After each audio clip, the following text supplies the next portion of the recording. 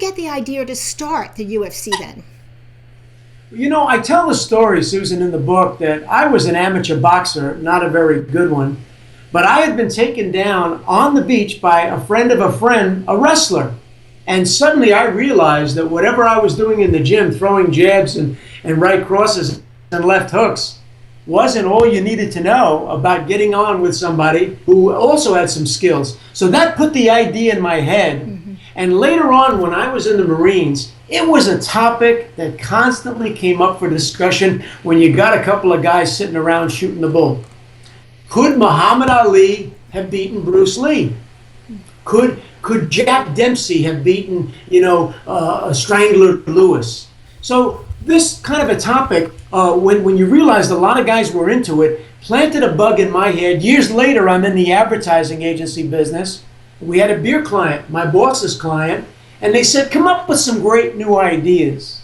And I thought, hey, how about a combat sport with basically no rules going all the way back to pancration in ancient Greece? And I wrote it up, I did this presentation, and they looked at it and said, look, it's a great idea, pass, fail, and all I had now was this huge file folder with this wonderful ideas, and in the file folder was an article about the Gracies in Playboy magazine, back in September '89. And that article said that the toughest man in America lived in Torrance, California. My next gig in advertising brought me to Torrance. Before you know it, I'm walking in his school, finally nailing him down, and he really couldn't get, Susan, what I was trying to do. He was thinking about the Gracie Challenge. He had this $100,000 challenge that he put out there to the martial arts. Quite frankly, nobody had really taken up on it because there weren't that many people in the martial arts that had $100,000.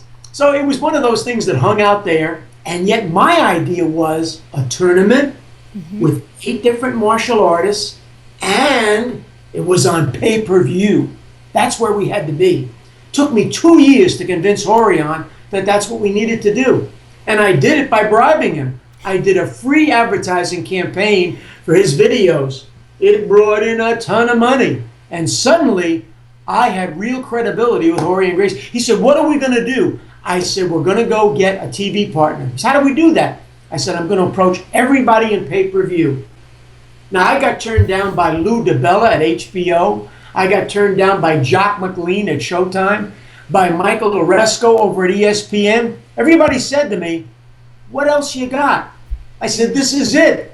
They said, look, the martial arts really don't work on television. Hey, it's good for a movie. The Karate Kid.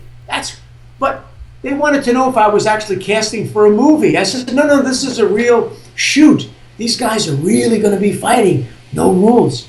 Everybody told me, look, there's the door. Don't let it hit you on the way out. So it took me another 6-8 months to get Semaphore Entertainment, and they were doing concerts and music on television. But how many times a year could you bring Andrew Dice Clay to pay-per-view? You might be able to bring him once, and then you could bring him maybe the next year if he did well. And they have been funded by Bertelsmann's music group, BMG, in Europe. Now those were deep pockets. So they were looking for a franchise, and then I showed up. And it was Kismet. November 12th, 1993, we did 90,000 buys. Amazing. When there was only, it was amazing.